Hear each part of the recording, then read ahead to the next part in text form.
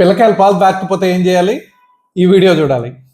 పాలు తాగండ్రా కాల్షియం వస్తుంది, పాలు తాగండ్రా కాల్షియం వస్తుంది అని పిల్లకాయలను సంపుకు తింటారు. అసలు పాలల్లో కాల్షియం ఎంత ఉంటుందో తెలుసా మీకు? పాలు కాల్షియం లెవెల్స్ మన సౌత్ ఇండియన్ ఫుడ్స్ లో చూసారంటే ఎక్కడో 10వ పొజిషన్ లో ఉంటుంది.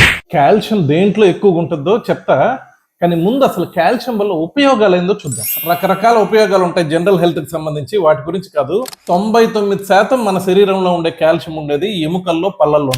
ఎముకలు పళ్ళు గట్టి పడేదానికి ఉపయోగపడుతుంది. జీవితం అంతా నీకు ఎముకల స్ట్రెంగ్త్ ఉండాలన్నా, బోన్స్ స్ట్రాంగ్ గా ఉండాలన్నా, నడవాలన్నా ఈ ప్రతి దానికి ఉపయోగపడేది కాల్షియం. మన దవడలు, మన పంటి పైన ఎనామెల్, పళ్ళు చాలా స్ట్రాంగ్ గా ఉండేదానికి కాల్షియం చాలా చాలా హెల్ప్ చేస్తుంది. మన పళ్ళు ఆరోగ్యంగా ఉండాలంటే కాల్షియం చాలా ముఖ్యం. అలా అని కాల్షియం తక్కువైందని పళ్ళు పుచ్చాయి అనుకోబాకండి.